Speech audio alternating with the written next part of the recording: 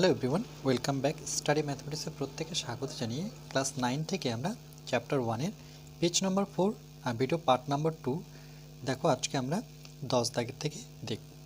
10 নম্বর point কী বলেছে দেখো, 4/6 আর 6/9 আর 8/12 dot dot এদের 2/3 এর কি বলা হয়, এখানে কোশ্চেন দিয়েছে। দেখো, এটা লাস্ট ভিডিওতে আমি শিখিয়েছিলাম যে এটা কি করে আসলো 4/6। দেখো, একে যদি আমি উভয় পাশে 2 দিয়ে গুণ করি তাহলে কত, 2 দুগুণে 4 আর 2 দিয়ে গুণ করলে 3 দুগুণে 6। 2 দিয়ে গুণ করেছি, তারপরে আমি 3 দ্বারা গুণ করব, তাহলে 3 দুগুণে কত পাবো, 6। 3 দ্বারা গুণ করলে 3 ত্রিকোণায়, 3-এর পরে আমি 4 দ্বারা গুণ যদি করি তাহলে 4 দুগুণে 8, 3 4 12। এটাকে 4 দিয়ে গুণ করলে 3 4 12। তাহলে কি হচ্ছে, তাহলে ডট ডট ভগ্নাংশগুলিকে, এই যে ভগ্নাংশগুলিকে 2/3 সমতুল্য মূলদ সংখ্যা বা সমতুল্য ভগ্নাংশ বলবো, যেটাকে বলা হয় ইকুইভ্যালেন্ট রেশনাল নাম্বারস বা ইকুইভ্যালেন্ট ফ্র্যাকশন। ওকে, ফ্র্যাকশন। তারপর কি বলেছে দেখো, যে বুঝেছি p/q কে মূলদ সংখ্যা বলা হবে যদি p ও q পূর্ণ সংখ্যা হয়। এটা আমরা জানি, p আর q পূর্ণ সংখ্যা হলেই আমরা p আর q কে মূলদ সংখ্যা বলতে পারি। এবং q নট ইকুয়াল টু 0, এটাও আমরা সংখ্যাটা জেনেছি। এরপরে কি বলেছে দেখো, যে প্রয়োজন মতো p/q লঘিষ্ঠ আকারে প্রকাশ করি। লঘিষ্ঠ মানে কেটে কুটে আমরা কাটবো, কেটে কেটে, যেমন এটা লঘিষ্ঠ আকার একটা দেখাচ্ছে যে 4/6 লঘিষ্ঠ আকার কি হতে পারে। 2 দিয়ে কাটো, 2 দুগুণে 4 আর 2 দিয়ে কাটলে 3 দুগুণে 6, তাহলে 2/3 হচ্ছে লঘিষ্ঠ আকার। অর্থাৎ পি ও কিউ এর মধ্যে এক ছাড়া কোনো সাধারণ উৎপাদক থাকবে না। অর্থাৎ পি ও কিউ এর মধ্যে এক ছাড়া কোনো সাধারণ উৎপাদক থাকবে না। অর্থাৎ সেক্ষেত্রে পি ও কিউ এর কিউকে পরস্পর মৌলিক সংখ্যা হতে পারে। কি বলেছে, যে পি ও কিউকে পরস্পর মৌলিক সংখ্যা, কো প্রাইম হতে পারে। ওকে, তাহলে এখানে এরকমটা কেন বললো যে পি আর কিউকে পরস্পর মৌলিক সংখ্যা? দেখো, পি আর কিউ যে কোনো সংখ্যা নাও, যেমন 2/3, এই দুটো কিন্তু পরস্পর মৌলিক সংখ্যা, তাই না? কেন কি দুজনকে আমি একই ঘরে নামতে পাচ্ছি না, মানে একই ঘরে বলতে আমি বলতে যাচ্ছি 2,3কে। দেখো, যে কোনো একটা ঘরে নামতে আমি দুইজনকে পাচ্ছি না, তাহলে পরস্পরের কি সংখ্যা, মৌলিক সংখ্যা। সেটাই বলেছে যে পরস্পর মৌলিক সংখ্যা হতে পারে, মানে কো প্রাইম হতে পারে। এবার দেখো 11 নম্বরটা,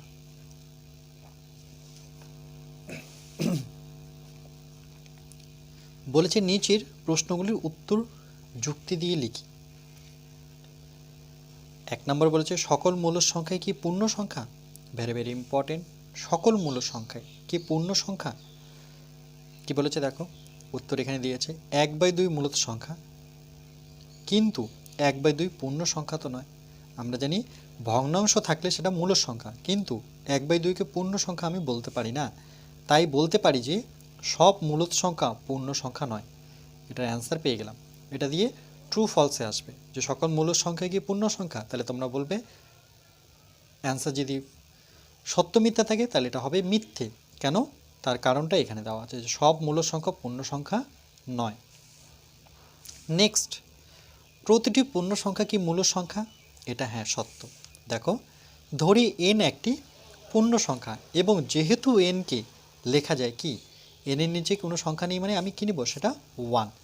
তাইলে n/1 এটা কিন্তু মূল সংখ্যা, তাই n একটি কি সংখ্যা, মূলত সংখ্যা। যে কোনো সংখ্যা, শুধু n, m, x, y, z যতগুলো আমরা সংখ্যা জানি তার নিচে আমি কি ধরি, 1 যদি ধরি, তাহলে প্রত্যেকটাই কি হবে, মূল সংখ্যা। তাহলে আমরা বলতে পারি যে হ্যাঁ, প্রতিটি পূর্ণ সংখ্যা মূলত সংখ্যা। 3 নাম্বার দেখো, প্রতিটি পূর্ণ সংখ্যাই কি অখণ্ড সংখ্যা। এটা নিজে লিখে বলেছে, প্রতিটি পূর্ণ সংখ্যায় কি অখণ্ড সংখ্যা হতে পারে। পূর্ণ সংখ্যা মানে কি আমরা জানি মাইনাস দিই, তাহলে অখণ্ড সংখ্যায় তো আমরা জানি মাইনাস দিয়ে কোনো অখণ্ড সংখ্যা থাকে না। এর জন্য তোমাদের অখণ্ড সংখ্যার দলটা আগে একটু দেখে নিতে হবে যে অখণ্ড সংখ্যার দল কোনটা, সেখানে কি কি সংখ্যা থাকতে পারে। শুধু পজিটিভ সংখ্যা। দেখো, অখণ্ড সংখ্যার দলের মধ্যে কোথাও কিন্তু আমরা নেগেটিভ মানে মাইনাস দেখতে পাচ্ছি না, তার মানে এটা কি বলতে হবে যে প্রতিটি পূর্ণ সংখ্যায় কি অখণ্ড সংখ্যা, তাহলে এটা সঠিক উত্তর হচ্ছে এখানে যদি লিখেছি যে প্রতিটি পূর্ণ সংখ্যায় অখণ্ড সংখ্যা নয়। ওকে, প্রতিটি পূর্ণ সংখ্যায় অখণ্ড সংখ্যা নয়। কেন কেন কি আমি এখান থেকে দেখো পূর্ণ সংখ্যা মানে কি আমরা জানি পূর্ণ সংখ্যা কাকে বলবো, যেখানে মাইনাস থাকবে, প্লাস থাকবে, আবার জিরো থাকবে। তাহলে যে কোনো একটা পূর্ণ সংখ্যা যদি আমি -5 নিই, তাহলে এটাকে সমান সমান আমি কি +5 বলতে পারি? বলতে পারি না, তাই না? এটা সমান নয়, এটা হচ্ছে মাইনাস, এটা হচ্ছে প্লাস। তাহলে আমরা বলতে পারি যে হ্যাঁ, প্রতিটি পূর্ণ সংখ্যায় অখণ্ড সংখ্যা নয়। অখণ্ড সংখ্যা হতে হলে 0 হতে হবে, নতুবা 1 2 3 4 মানে পজিটিভ সংখ্যা হতে হবে। এবার কি বলেছে দেখো, যে আমার বন্ধু রেহানা ঠিক করেছে সকল সংখ্যাগুলি সংখ্যা রেখায় আঁকার চেষ্টা করবে। তাই আমরা ক্লাবের মাঠে চুন দিয়ে একটি সংখ্যা রেখা টানি ও সংখ্যা বসাই। চকের মতো অনেক সময় আমরা চুন দিয়ে এইভাবে দাগ টানতে পারি। বলছে আমি প্রথমে সংখ্যা রেখায় স্বাভাবিক সংখ্যা বসাই। এই যে সংখ্যা রেখা টেনেছে, স্বাভাবিক সংখ্যাগুলো কি কি? 1 2 3 4 5 6 7 আবার আছে, সেগুলো লিখে নিই। তাহলে আমরা জানি এগুলো প্রত্যেকটাই কি স্বাভাবিক সংখ্যার দল। দেখছি যতই ডান দিকে যাব ততই বড় সংখ্যা পাবো। অবশ্যই 1 2 3 4 বড় সংখ্যা পাবো। সবচেয়ে ছোট স্বাভাবিক সংখ্যা কি হবে? আমরা জানি, প্রথমেই শিখেছিলাম, এটা কি হবে? 1। সবচেয়ে ছোট স্বাভাবিক সংখ্যা হচ্ছে 1। এবার আমি সংখ্যা রেখায় অখণ্ড সংখ্যা বসাই। তাহলে আরেকটা সংখ্যা রেখা যদি আমরা টানি, সেখানে অখণ্ড সংখ্যাগুলো বসাবো। তাহলে অখণ্ড সংখ্যা কোথা থেকে শুরু হয়? 0 থেকে, মনে রাখবে। এই সংখ্যাগুলোই তার সামনে যদি আমি 0 লাগিয়ে দিই, তাহলে এটা হয়ে গেল অখণ্ড সংখ্যা। তাহলে দেখছি যতই ডান দিকে যাব ততই বড় সংখ্যা পাবো। 0 চেয়ে 1 বড়, 1 চেয়ে 2 বড়। সবচেয়ে ছোট অখণ্ড সংখ্যা কি? এখানে 0 হচ্ছে সবচাইতে ছোট অখণ্ড সংখ্যা। এরপরে দেখো কি বলেছে, আমি সংখ্যা রেখায় পূর্ণ সংখ্যা বসাই। সবচেয়ে বড় ও সবচেয়ে ছোট পূর্ণ সংখ্যা কি কি তা লিখতে পারি। তাহলে সর্বপ্রথম দেখো যে পূর্ণ সংখ্যা কিভাবে লিখব, মাঝখানে 0, এদিকে গেলে প্লাস, আর এই পাশে আসলে মাইনাস। এই সব মিলিয়ে হচ্ছে আমার পূর্ণ সংখ্যা। 0 এর ডান দিকে যত যাব তত বড় সংখ্যা পাবো, এবং 0 এর বাম দিকে দেখো, 0 এর বাম দিকে যত যাব তত ছোট সংখ্যা পাবো। 0 চাইতে -1 ছোট, তার চাইতে -2 আরও ছোট, আবার যত যাব তত ছোট সংখ্যা পাবো। সংখ্যা রেখায় যে কোনো পূর্ণ সংখ্যার ডান দিকে পূর্ণ সংখ্যাগুলি ওই পূর্ণ সংখ্যার থেকে বড়। ডান দিকে যত যাব আমি তত বড়, কিন্তু বাম দিকে পূর্ণ সংখ্যাগুলি ওই পূর্ণ সংখ্যার থেকে ছোট। যেমন -3 এর ডান দিকে যে কোনো পূর্ণ সংখ্যা -3 এর থেকে বড়। যেমন -3 এর ডান দিকে, -3 এর ডান দিকে বলতে এই দিকটা বোঝাচ্ছে যে কোনো পূর্ণ সংখ্যা, সেটা তুমি -2 নাও, -1 নাও, -3 চাইতে -1 -2 বড়। আবার কি বলেছে, এর থেকে বড়, কিন্তু -3 এর বাম দিকে যে কোনো পূর্ণ সংখ্যা -3 এর চাইতে ছোট। -3 চাইতে -4 আরও ছোট। কারণ যত মাইনাস হবে সংখ্যা হয়তো দেখতে বড় মনে হবে, যেমন মনে হচ্ছে না 1 চাইতে তো 4 বড়, তাই না, সংখ্যায় বড়, কিন্তু যখনই মাইনাস লাগিয়ে দিব তখন -1 চাইতে -4 আরও ছোট। যদি -10 হয় তাহলে আরও ছোট। মানে সংখ্যা দেখে বড় মনে হবে, কিন্তু যখন মাইনাস চিহ্নটা থাকবে তার মানে সেই সংখ্যাটা, মানে এখানে যদি আমি বলতে চাই -1 ছোট না -2 ছোট, দুজনের মধ্যে -1 না -2 না এদের দুজনের মধ্যে সবচেয়ে ছোট সংখ্যা কি, তাহলে এখানে মাইনাস যেহেতু আছে তাহলে আমি বলবো -2টা সবচেয়ে ছোট, যেহেতু মাইনাস আছে। সংখ্যা দেখতে মনে হচ্ছে না 1 চেয়ে 2 বড়, মাইনাস থাকলে সে ছোট। বোঝাতে পারলাম? দেখো নেক্সট, সব থেকে ছোট পূর্ণ সংখ্যা ও সব থেকে বড় পূর্ণ সংখ্যা পাবো না। কেন পাবো না? কেন কি, কতগুলো লিখবো? 4 5, হাজার, কোটি কোটি সংখ্যা, তাই না? ইনফিনিটি যেটাকে বলা হয়, অসংখ্য সংখ্যা, তুমি সারা জীবন লিখেও সংখ্যা শেষ করতে পারবে না। তার জন্য বলে যে সবচেয়ে ছোট পূর্ণ সংখ্যা আর সবচেয়ে বড় পূর্ণ সংখ্যাও পাবে না। 1, 2, 3, 4, 5 এভাবে চলতেই থাকবে, কোটি কোটি কোটি কোটি সংখ্যা তৈরি হবে, কিন্তু তুমি পাচ্ছ না। তার জন্য এই লাইনটা ভেরি ভেরি ইম্পর্টেন্ট, যে সবচেয়ে ছোট পূর্ণ সংখ্যাও পাবো না আর সবচেয়ে বড় পূর্ণ সংখ্যাও পাবো না। চলো নেক্সট পেজ। এরপরে দেখো পেজ নাম্বার 5-এ পয়েন্ট 12 বলছে, কিন্তু সংখ্যা রেখায় মূলত সংখ্যা কিভাবে স্থাপন করব? প্রথমে 2 থেকে 3 এর মধ্যে একটি মূলত সংখ্যা হিসাব করে লিখি ও সংখ্যা রেখায় স্থাপন করি। তাহলে সংখ্যা রেখাটা কীরকম দেখো নিয়েছে, -1, 0, 1, 2, 3, 4, তার মানে কি এটা পূর্ণ সংখ্যা নিয়েছে। দেখো -1ও আছে তার সাথে, -1, 0, 1, 2, 3, 4, বলছে 2 আর 3 এর মধ্যে একটা মূলত সংখ্যা নিয়ে আসতে বলেছে। তাহলে সংখ্যা রেখাটা যদি আমরা প্রথমে নিই, এটা হচ্ছে একটা সংখ্যা রেখা, ভালো মতো বুঝবে। এখানে কোথাও রেখেছে 0কে, তারপরে এখানে রেখেছে 1কে, তারপরে 2কে, তারপরে এখানে 3কে, তারপরে এখানে 4কে, এখানে রেখেছে -1, তারপরে -2 আমি নিলাম, ওরা -1 পর্যন্ত রেখেছে।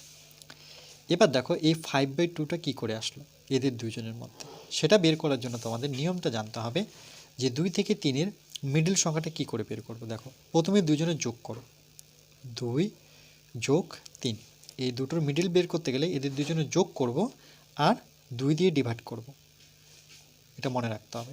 দুজনের যোগফল আর 2 দিয়ে ডিভাইড, তাহলে কত হচ্ছে, 3 আর 2 যোগ করলে 5, 5/2। দেখো 5/2 আছে কিনা। তাহলে এদের একটা মিডল সংখ্যা পেলাম, এদের এখানে মিডল সংখ্যা একটা পেলাম, যেটা কত, 5/2, 5/2।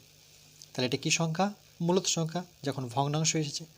এবার যদি 9/4 কী করে পেলাম, দেখো সেম নিয়ম, তার মানে এই সংখ্যাটা এই 5/2 এর সাথে আবার 2 কী করতে হবে, যোগ করতে হবে।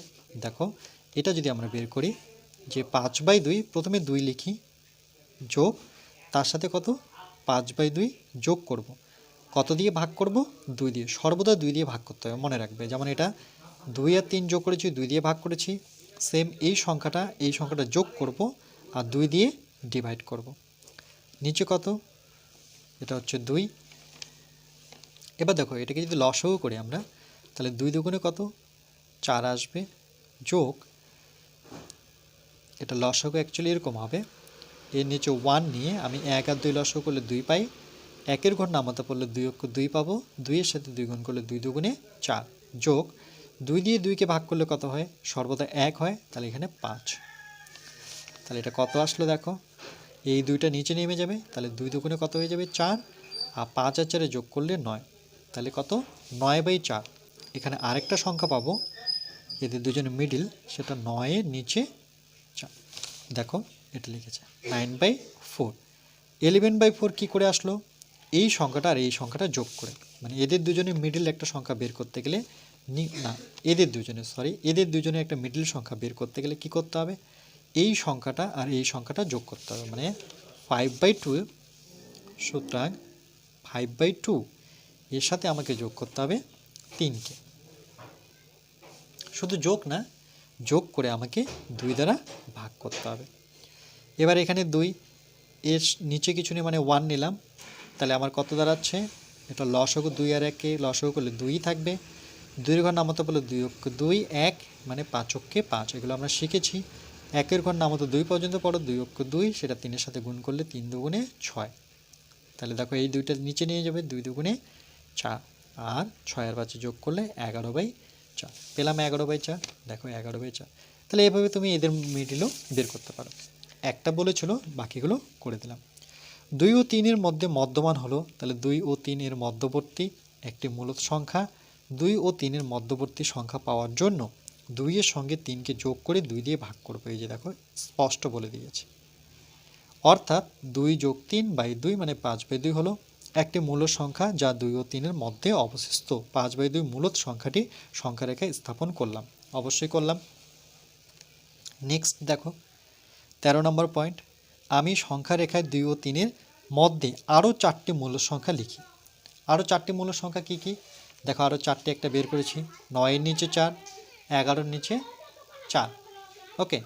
তারপরে 17-র নিচে 8, এটা কি করে আসলো? 17-র নিচে 8 দেখো 9/4 আর 2-এর এদের মিডল সংখ্যা বের যদি করি, এই যে 9/4 আর 2-এর এর মিডল সংখ্যা বের করব। তাহলে কিভাবে করব? 2-এর সাথে 9/4 যোগ করি, তাহলে 2 যোগ 9/4, এটা কত দ্বারা ডিভাইড করতে হবে? সর্বদা 2 দ্বারা। সমান সমান দেখো এই 2 তো থাকলো, এটা লসাগু করি, তাহলে এটা কত আসবে? 4, 4কে 4 মানে 4 দুগুণে 8 যোগ 4 ভাগ করলে 1 মানে 9। এটা তোমরা প্রত্যেকে জানো নিশ্চয়ই। লসাগু সরল কী করে করতে হয়? 9 আর 4-এ যদি যোগ করি, 9 আর 8-এ কত হচ্ছে? 17। আর এখানে 4 মানে 4 দুগুণে এটাকে 8 লিখতে পারি, 4 নিচে নেমে যাবে, 2-এর সাথে গুণ হবে, 17/8 আছে, 17/8 দেখো আছে। 23/8 কী করবো? 11, 4 সাথে 3 যোগ করব। এখানে সংখ্যাটা আমরা কত পেলাম? এখানে যে সংখ্যাটা পেলাম সেটা হচ্ছে 17/8। এবার এদের মধ্যে বের করতে বলেছি, এটা কত বের করেছিলাম আমরা? 11/4। এটা তোমরা নিজেই করো, 11, 4 তার সাথে 3 যোগ করো। দেখো এখানে আমি এটা করে দিচ্ছি না, এটা তোমাদের জন্য রাখলাম। তাহলে বলছে 2 ও 3-এর মধ্যবর্তী একটি মূল সংখ্যা 5/2 পেয়েছি। তাহলে 2 ও 5-এর মধ্যবর্তী সংখ্যার নিয়মটা দেখো এখানে দিয়েছে। 9/4 এটা বের করেছি, আর 2 আর 9/4-এর মধ্যে মধ্যবর্তী সংখ্যা 17/8 এটাও বের করে দিয়েছি। 5 ও 2-এর মধ্যবর্তী সংখ্যা একই রকমভাবে 11/4 করেছি, আর এটা তোমাদের জন্য রেখেছি, এটা তোমরা নিজেরা করবে। কি করে আসলো দেখো, তাহলে লসাগু করলে কত হবে? নিচে 2, 4 দুগুণে কত? 8, আর এটা 3 4 12 মানে 11 11 22 23, 23/8 চলে আসলো। ওকে দেখো 23/8। ওকে, অন্যভাবে হিসাব করি, সংখ্যা রেখায় 2 ও 3-এর মধ্যে আছে এমন 5টি মূল সংখ্যা লিখি। এটা তোমরা নিজেরাই করবে, তোমাদের জন্য প্র্যাকটিসের জন্য কিছু অঙ্ক তোমাদের ছেড়ে দিলাম। 2 আর 3-এর একই রকমভাবে 5টা, আমি তো 4টা বের করেছি, 1 যেমন এখানে কত বেরিয়েছে? 1 2 3 4 5, দেখো এই 5টাই সংখ্যা। তুমি অন্যভাবে সে বের করতে পারো, এটা তোমাদের কাজ। ওকে, অন্যভাবে পাই, আচ্ছা করেও দিয়েছে দেখো। 2 ও 3-এর সমতুল্য মূল সংখ্যা লিখি যার হরে, ও আচ্ছা অন্যভাবে করতে বলেছে, চলো দেখে নিই। 2 ও 3-এর সমতুল্য মূল সংখ্যা লিখি যার হরে 5-এর সাথে 1 যোগ করেছে, তাহলে 6। কেমন করে?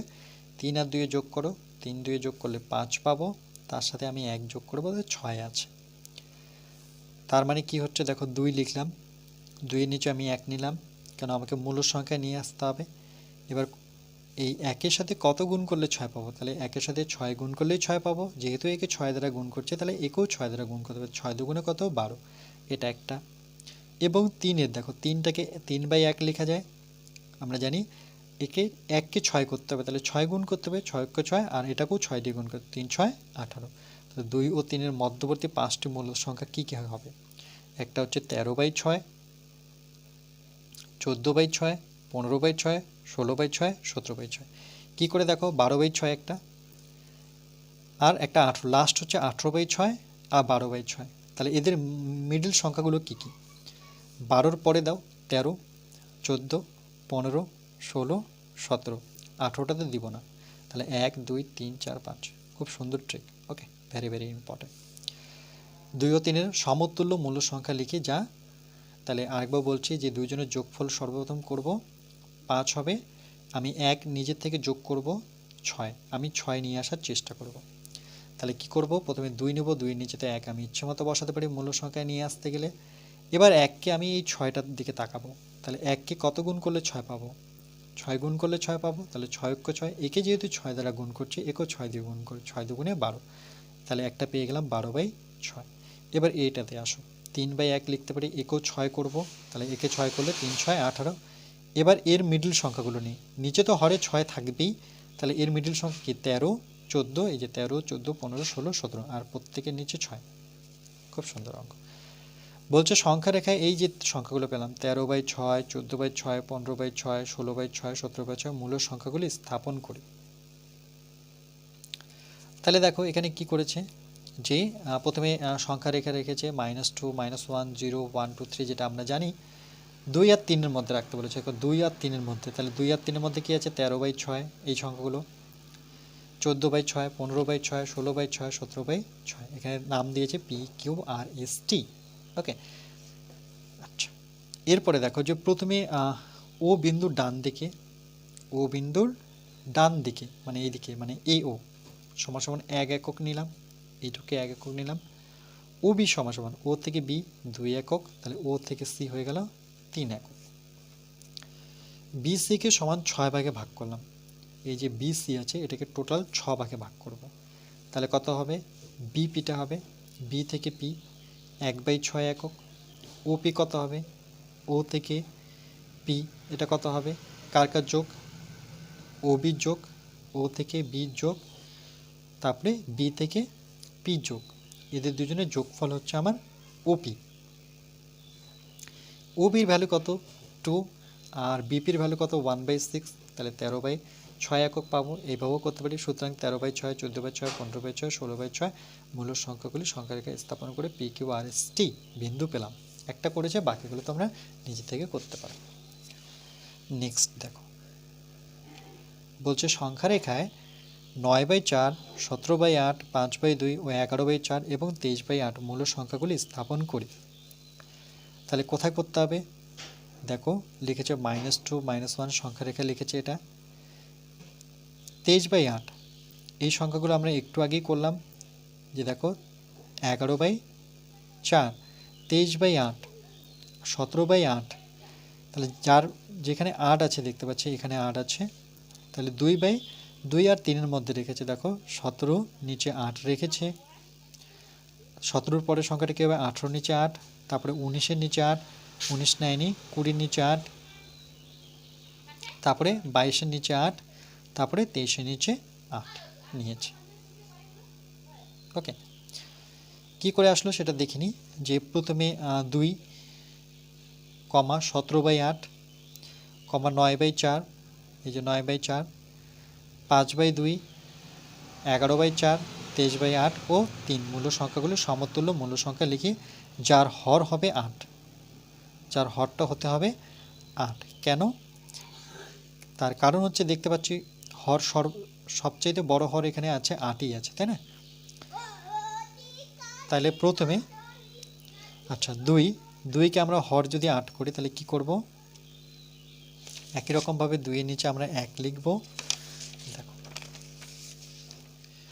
2কে আমরা করব কি করতে পারি? 2-এর নিচে 1 লিখব, কেন কি আমাকে P/Q আকারে করতে হবে, আর এটাকে 8 করতে গেলে 1কে 8 দ্বারা গুণ করতে হবে, একে 8 দ্বারা গুণ করলে একেও আমাকে 8 দ্বারা গুণ করতে হবে। তাহলে 8 দুগুণে কত? 16, এটা 8কে 8 পেয়ে গেলাম একটা, 16/8।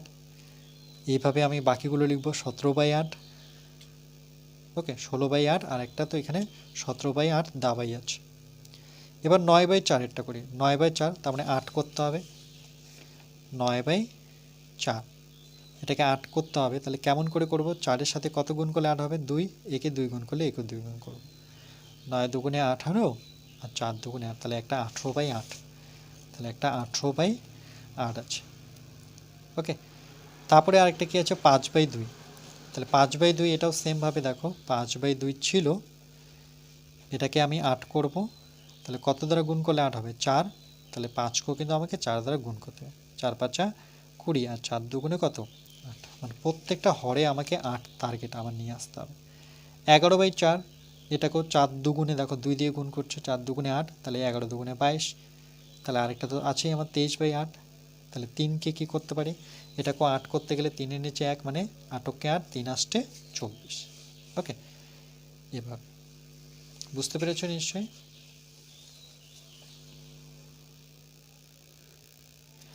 আজকে এই পর্যন্তই থাকবে। এরপরে আমরা পার্ট 3-তে বাকি আরেকটু আলোচনা করব, তারপরে কোষে দেখে করব।